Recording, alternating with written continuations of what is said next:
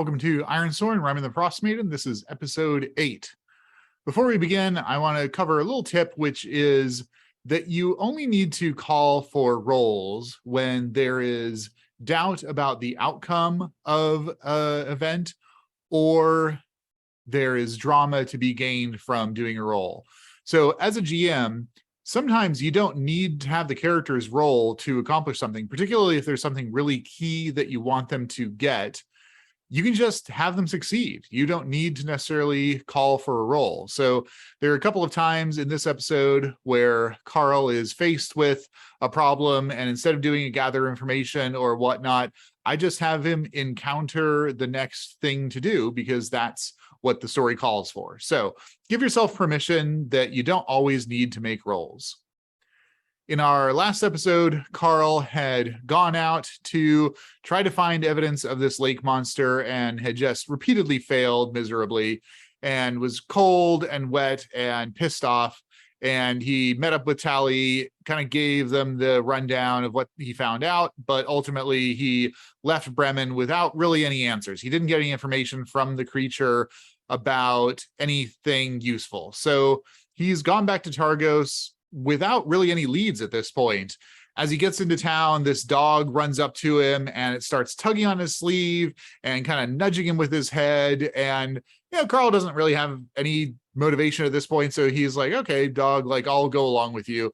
And he follows the dog through the streets of Targos to a modestly sized home. The dog is scratching at the door and barking, and it's answered by a human male. He kind of looks Karl up and down, and then he sees the dog, and this kind of sad expression comes over his face. Karl's like, I don't know what this dog is doing, but he brought me here.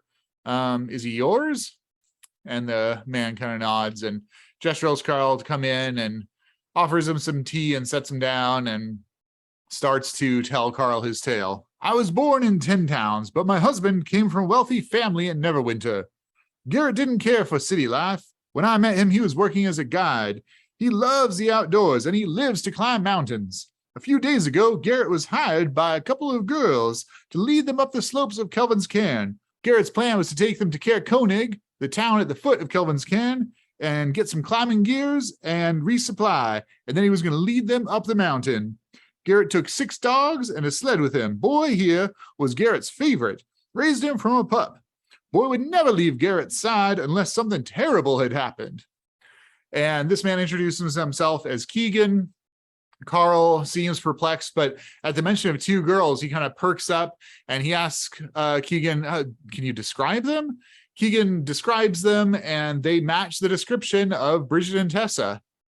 Karl has no idea why they would want to go up Kelvin's Cairn. It's the sole peak in Icewind Dale. It's this prominent geographical feature, but it's a strong lead. He is excited about this, so he talks to Keegan a little bit more. What can you tell me? Where was Garrett going? Anything else you can tell me? I will go after them. Keegan says, it's a lot to ask, but could I persuade you to go up there?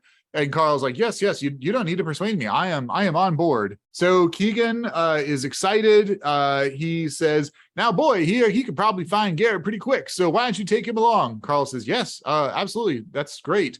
It's a pretty long trek to Cair Koenig. Though I think I'm going to go back to Lonelywood and get my best friend Half. He got into some trouble, but he was injured. I think he should be recovered now.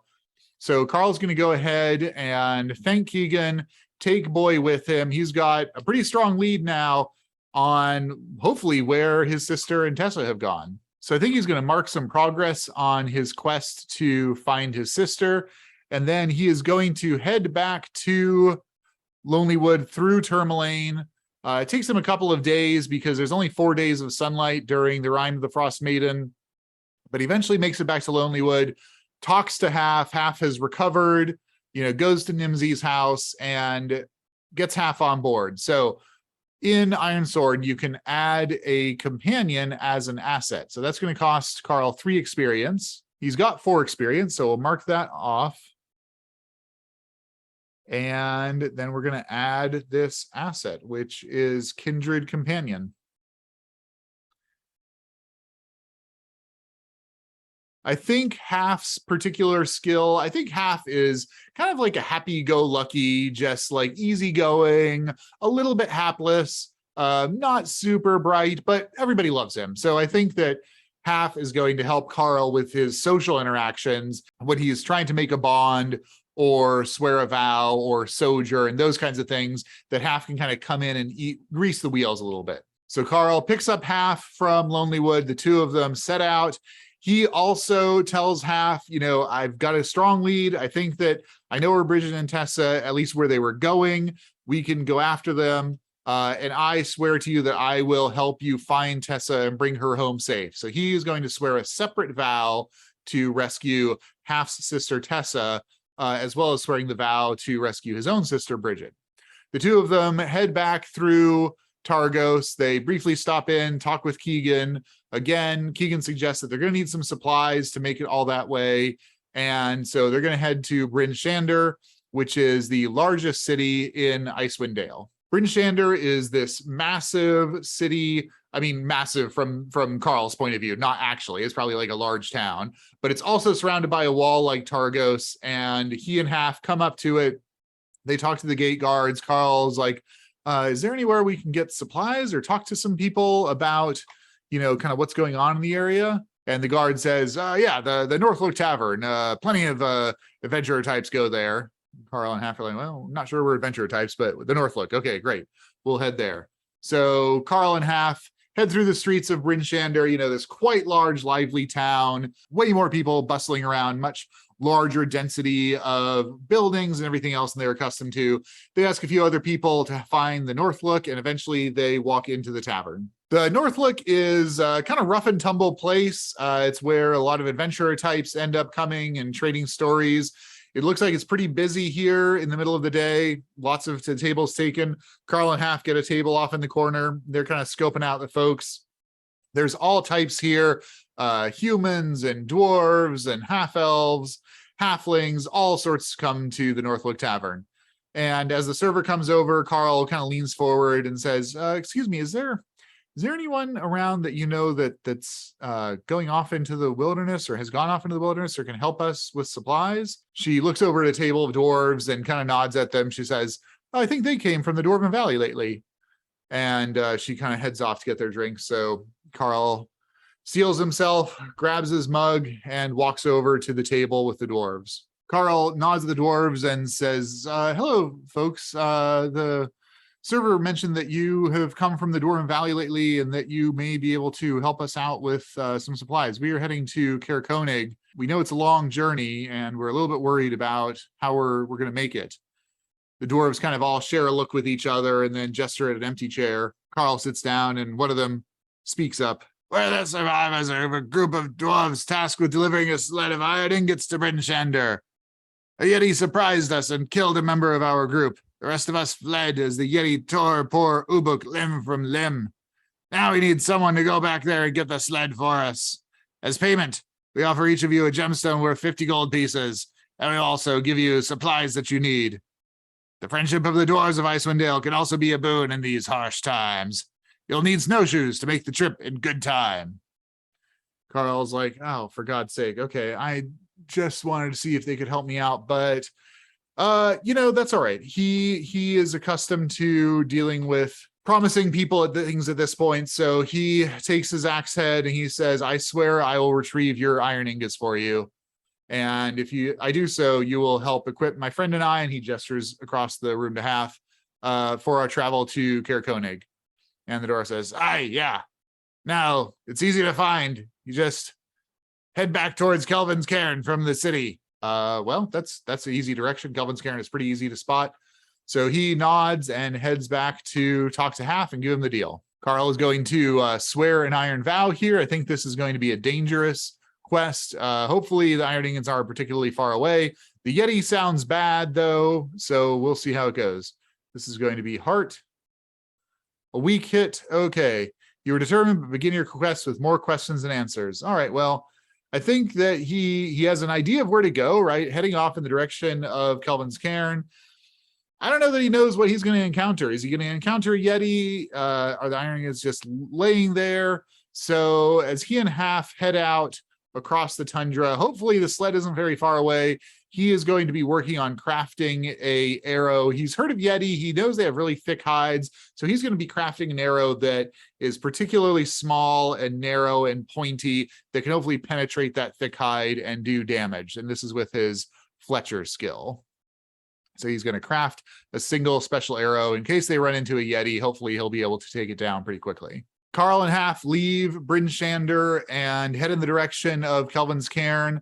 I think this isn't particularly far, so I think we're just going to do a single undertake a journey to see if they happen across any obstacles or encounters. Oh no, it's a miss with a match. Oh, that's bad. All right, well, let's see what their encounter is.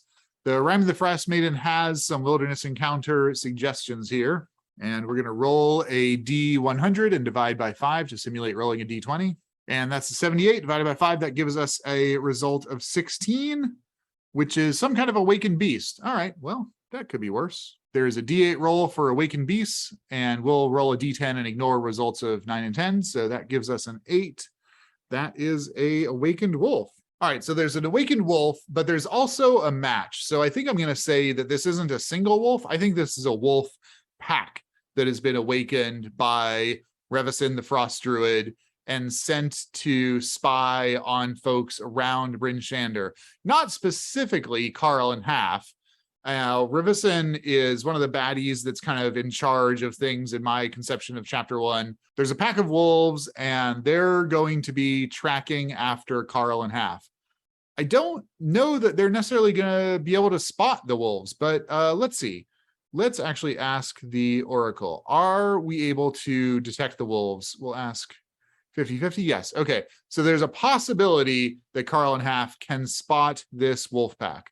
I think this is going to be a gather information for them to happen to notice it. All right, a weak hit gives us information which is helpful but complicates our quest. So I think that the complication is going to be that there is this wolf pack in the direction of Kelvin's Cairn where they need to go to hopefully get this sled. So are they going to try to go through the wolf pack or around it? Karl and Half kind of have a whispered conversation. They're seeing these wolves that are kind of stalking around.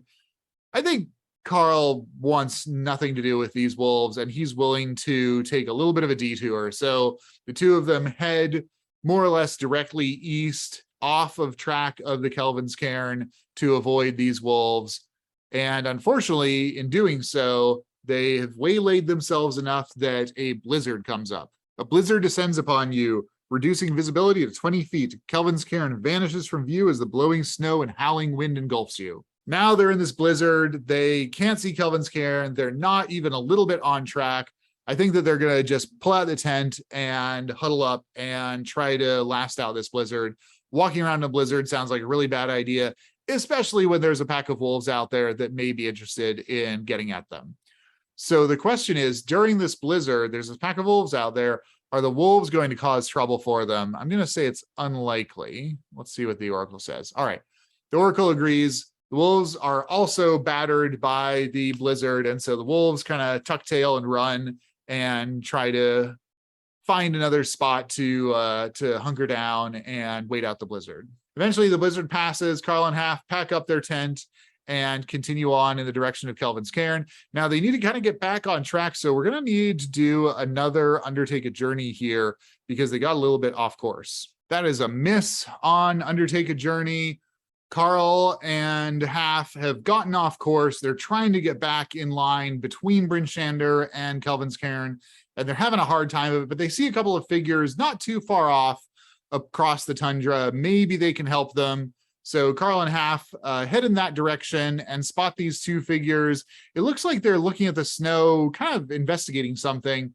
Karl waves friendly so that they aren't startled, and they kind of look up, and it's this fellow with a broad, pointy hat, as well as another character that looks kind of worse for wear. Karl approaches the two of them until he's kind of within hailing distance, says, hello there. I don't suppose you've spotted any dwarven sled hereabouts. And the fellow with the pointy hat kind of looks up and says, mayhaps. What is it to you?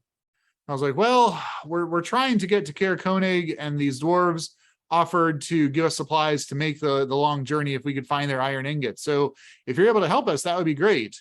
Karl says, oh, yeah, well, yeah.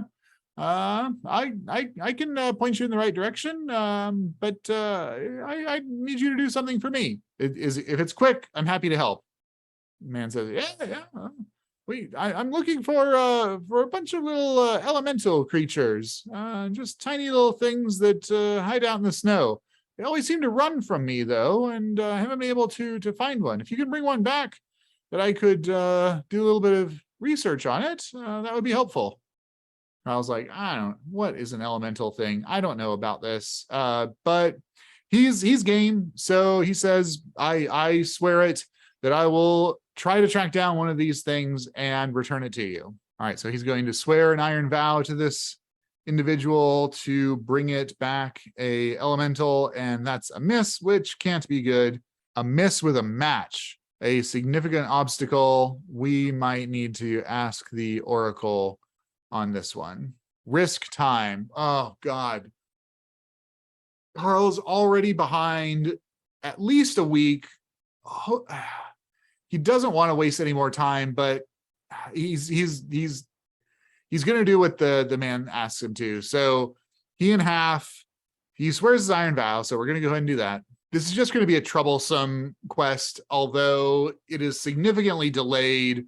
So the man points off in the direction. He introduces himself as Dizan, and he points off in the direction. He says, I think I saw some of them going that way. Karl's like, okay, great. We'll try our best. Now, this is actually one of the starting quests from Rime and the Frostmaiden, where you're asked to investigate these little creatures called Chwingas. And again, a naturalist NPC is kind of brought up, but according to the law of conservation of NPCs, we're going to use an NPC that already exists in the adventure, which is Dizan, whom we may encounter again in the future. So Karl is going to head off on these tracks, and so far he hasn't been doing so great with his Undertake a Journey, so I think he's going to try to gather some information looking for tracks. So he's using his woods lore, so that'll give him a little bit of a bonus, and a strong hit. That is what we needed. So we'll take +2 momentum, and he gets specific information, so he finds the tracks, tiny little tracks in the snow, which he's going to follow, and because we are risking time, it is going to take them a long time to follow these tracks. Hopefully no blizzard blows in while they're following along on these tracks, because that would be a serious problem. So they're going to have to undertake a journey again to follow these tracks. Okay, so they are able to follow the tracks, which is great. They do take a little bit of a hit to the supply, which is not too surprising because it's taking them so long to find these things. And eventually they come to a small stand of conifers, and they're kind of creeping in slowly. So I think I'm going to mark a little bit of progress because they were able to find the tracks and they were able to follow them. They're creeping in slowly, and they see these little 8-inch tall creatures sitting around with a bunch of human implements. These small creatures, which have masks on and these kind of funny little coats, and they're playing with some forks and knives. They all kind of look up silently as Karl and Half walked into the conifer clearing. Karl's like, hello guys, I'm not here to hurt you. What you doing? And little creatures kind of play with the forks and knives a little bit, and Karl kind of nods like, are you sitting down for dinner? Can we join you? And Half is kind of looking over at Karl like, what are you doing? Karl's like, no, let's play along. Maybe they're friendly. And the creatures kind of move to make space for Karl and Half to sit down. So the two of them sit down in the snow under these conifers, and they kind of, like when you play with a young kid and you're like, sipping an empty cup and like, yeah, that's really good soup. They play along, and these little creatures are absolutely delighted by that. So I think that's going to mark progress on trying to retrieve one of these, making friends with them. And I think that we're going to try to do a compel here. Karl's going to say, hey, there's this guy who's been looking for you. He just kind of wants to see what you're about. Would one of you mind coming back with me? He doesn't know if they understand him, but hopefully he's putting off like good vibes. And half is going to be friendly and helpful as always and give him a little bit of assistance. That gives us a weak hit with a 10, so I can't burn momentum to get a stronger one. So they ask something in return. These things don't really speak to Karl, but it's clear that one of them is willing to go along, and it makes this like kind of marching motion. And Karl's like, I don't know. And the creature kind of marches for a little bit, like high knee stepping, and Karl doesn't get it. But the creature stops coming when Karl leaves. And so Karl's like, okay, you want me to march like this? And so the little creature marches off high stepping, and Karl also goes along high stepping, which is going to be kind of tiring to high step it all this way back to where Dazan is. So I think that crazily enough, that's going to be a face danger to see if he gets tired out. No, it's a miss. All right, that's fine. I get tired. So I think I'm going to take a hit to my spirit on that and endure stress. Fortunately, get a strong hit, and I will take that. I will trade a spirit for a momentum. And great. So he's playing along. He brings this little elemental creature back to Dazan after, again, a fairly lengthy hike. They're way off time now. The dwarves probably think that they're dead. Night is definitely coming. They're going to have to camp out here before they even get close to where the dwarves left the sled. But nonetheless, he brings this little creature back, and he says, here you go. Hopefully he's helpful. So we will try to fulfill our vow. Oh, good. That's a strong hit. Dazan is perfectly happy. He kind of takes the little creature up in his hand and is investigating it and casting, doing some rituals and whatnot. Karl's like, okay, great. Glad that's taken care of. So have you seen this thing that we're looking for? And Dazan nods. He's like, oh, yeah. I think if you head about a mile that way, you'll spot it. And Karl's like, okay, great. Thank you. So he and Half head off in the direction of where Dazan indicated the sled was. So he fulfilled that vow. He's going to get a little bit of experience, just one, because it was a pretty simple vow. Karl and Half traverse the tundra for about an hour or two and finally come upon this rather gruesome scene. You crest the snow-covered ridge and see a frozen, dismembered corpse in the gully in front of you. Snow covers some of the gory bits, thank goodness, but the headless torso and severed limbs are visible. You see tracks in the snow all around the corpse, and the telltale grooves in the snow left behind by a sled that has been hauled away. Well, this isn't what they expected. I mean, it's good. I'm going to mark progress because we've at least found the remains of this dwarf, but there is no sled to be found. And Karl doesn't think a Yeti hauled it off. So I don't know. But fortunately, there's pretty clear tracks here. So they're going to go ahead and follow these tracks, undertake a journey. That's a strong hit. So they're able to successfully follow the tracks without being waylaid. He crests her eyes and kind of spots a bizarre tableau. The creatures you've been following appear to be goblins based on their stature. All six of them groan, grunt, and curse loudly as they haul the bulky sled towards what appears to be a 20-foot tall wagon parked in the snow.